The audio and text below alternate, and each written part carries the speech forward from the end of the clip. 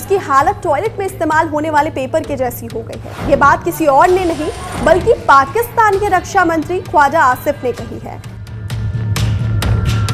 पाकिस्तान इस समय अपने बुरे दौर से गुजर रहा है। भारत के पड़ोसी मुल्क की पहचान खराब अंदरूनी हाल वाले देश की रही है।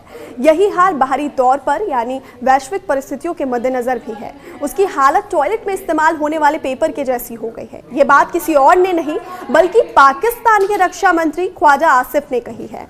अभी पिछले साल ही अमेरिका और पश्चिमी देशों के लिए गंदा काम करने की बात स्वीकार करने वाले आसिफ ने अब कहा है कि अमेरिका ने अपने फायदे के लिए पाकिस्तान को टॉयलेट पेपर की तरह इस्तेमाल करके फेंक दिया।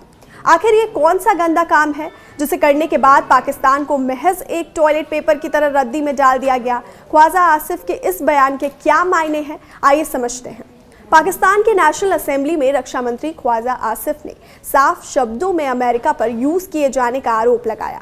आसिफ ने संसद में खड़े होकर कहा कि पाकिस्तान ने अपनी पॉलिसी में सुपर पावर को खुश करने के लिए बदलाव किए और उसने टॉयलेट पेपर की तरह इस्तेमाल किया।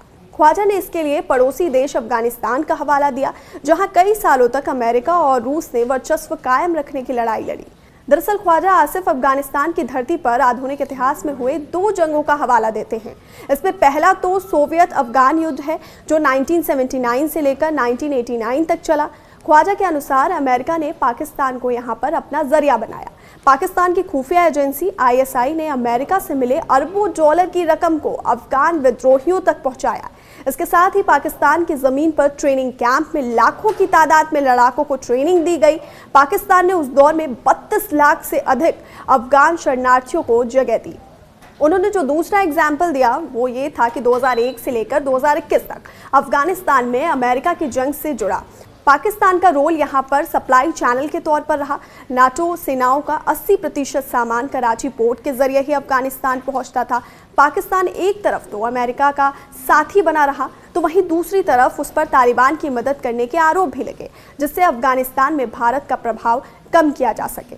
आपको बता दें कि अफगानिस्तान से अमेरिकी फौज की विदाई हो चुकी है। यहाँ 2021 में तालिबान का शासन आने के बाद से जो रिश्ते हैं वो और भी बिगड़ गए। अब तहरीके तालिबान पाकिस्तान यानी कि TTP जैसे संगठन पाकिस्तान पर ही हमले कर रहे हैं। कुछ महीने पहले तो हालात यहाँ तक हो गए थे कि अक्टूबर 2025 में पाकिस्तान को अफगानिस्तान में एयर स्ट्राइक तक करनी पड़ी। पाकिस्तान इस समय अंदर ही अंदर बलूच विद्रोहियों से भी जूझ रहा है। ऐसे में ख्वाजा आसिफ ने आगे कहा कि अफगानिस्तान की धरती पर लड़ी गई 2 जंगों में हम लोग शरीक हुए। सोवियत यूनियन यानी कि रूस जब अफगानिस्तान आया तो काबुल की हुकूमत की इन्विटेशन पर आए थे। रूस वहां पर कोई आक्रमण करने नहीं आया था। ये आक्रमण की थ्योरी अमेरिकियों ने बुनी हुई थी और हमने उस जंग में इस्लाम के लिए या मजहब की मोहब्बत के लिए शिरकत नहीं की थी। केवल सुपर पावर का साथ पाने के लिए हमने ये लड़ाई लड़ी, वो कोई जिहाद नहीं था। उन्होंने आगे भड़ास का इजहार करते हुए कहा कि इसके लिए शैक्षिक और धार्मिक बदलाव किया। इन युद्धों को सही ठहराने के लिए पाकिस्तान के एजुकेशन सिस्टम को भी बदल दिया गया था। बच्चों को जो पढ़ाया गया उसमें कट्टरपंथ के बीज बोए गए, जिसका असर आज भी देश की स्थिति पर दिख रहा है। हमने मेड इन अमेरिका वाला जिहाद किया, हमने कोई सबक सीखा नहीं। के अजीज़ की एक किताब है द मर्डर ऑफ हिस्ट्री। हमने पूरे इतिहास को बदल दिया और वो भी केवल उस जिहाद में फिट बैठने के लिए। उसके बाद अमेरिका ने हमें अकेला छोड़ दिया, लेकिन हमें फिर भी अक्ल नहीं आई। ख्वाजा आसिफ ने इसके साथ ही पाकिस्तानी सेना और सरकार को लेकर भी एक चौंकाने वाला बयान दिया। उन्होंने ये कहा कि पाकिस्तान के अंदर राष्ट्रीयता की कोई भावना ही नहीं बची है। उन्होंने कहा कि पाकिस्तान में लड़ाई में मारे गए सैनिकों को सम्मान तक नहीं मिलता। पाकिस्तान इस तरह अंदर से बटा हुआ है कि नेता अपने फायदे के लिए शहीदों के जनाजे में नहीं जाते। आसिफ ने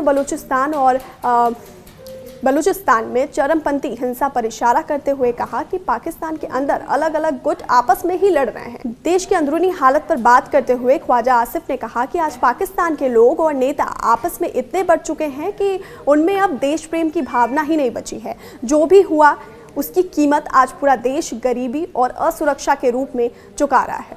पाकिस्तान के नेशनल असेंबली में रक्षा मंत्री ख्वाजा आसिफ ने साफ शब्दों में अमेरिका पर यूज किए जाने का आरोप लगाया। आसिफ ने संसद में खड़े होकर कहा कि पाकिस्तान ने अपनी पॉलिसी में सुपर पावर को खुश करने के लिए बदलाव किए और उसने टॉयलेट पेपर की तरह इस्तेमाल किया। ख्वाजा ने इसके लिए पड़ोसी देश अफगानिस्तान का हवाला दिया, जहां कई सालों तक अमेरिका और रूस ने वर्चस्व कायम रखने की लड़ाई लड़ी। दरअसल ख्वाजा आसिफ अफगानिस्तान की धरती पर आधुनिक इतिहास में हुए 2 जंगों का हवाला देते हैं। इसमें पहला तो सोवियत अफगान युद्ध है जो 1979 से लेकर 1989 तक चला। ख्वाजा के अनुसार अमेरिका ने पाकिस्तान को यहाँ पर अपना जरिया बनाया। पाकिस्तान की खुफिया एजेंसी ISI ने अमेरिका से मिले अरबों डॉलर की रकम को अफगान विद्रोहियों तक पहुंचाया। इसके साथ ही पाकिस्तान की जमीन पर ट्रेनिंग कैंप में लाखों की तादाद में लड़ाकों को ट्रेनिंग दी गई। पाकिस्तान ने उस दौर में 32 लाख से अधिक अफगान शरणार्थियों को जगह दी। उन्होंने जो दूसरा एग्जाम्पल दिया वो ये था कि 2001 से लेकर 2021 तक अफगानिस्तान में अमेरिका की जंग से जुड़ा पाकिस्तान का रोल यहाँ पर सप्लाई चैनल के तौर पर रहा। नाटो सेनाओं का 80% सामान कराची पोर्ट के जरिए ही अफगानिस्तान पहुँचता था। पाकिस्तान एक तरफ तो अमेरिका का साथी बना रहा तो वहीं दूसरी तरफ उस पर तालिबान की मदद करने के आरोप भी लगे, जिससे अफगानिस्तान में भारत का प्रभाव कम किया जा सके। आपको बता दें कि अफगानिस्तान से अमेरिकी फौज की विदाई हो चुकी है। यहाँ 2021 में तालिबान का शासन आने के बाद से जो रिश्ते हैं वो और भी बिगड़ गए। अब तहरीके तालिबान पाकिस्तान यानी कि TTP जैसे संगठन पाकिस्तान पर ही हमले कर रहे हैं। कुछ महीने पहले तो हालात यहाँ तक हो गए थे कि अक्टूबर 2025 में पाकिस्तान को अफगानिस्तान में एयर स्ट्राइक तक करनी पड़ी।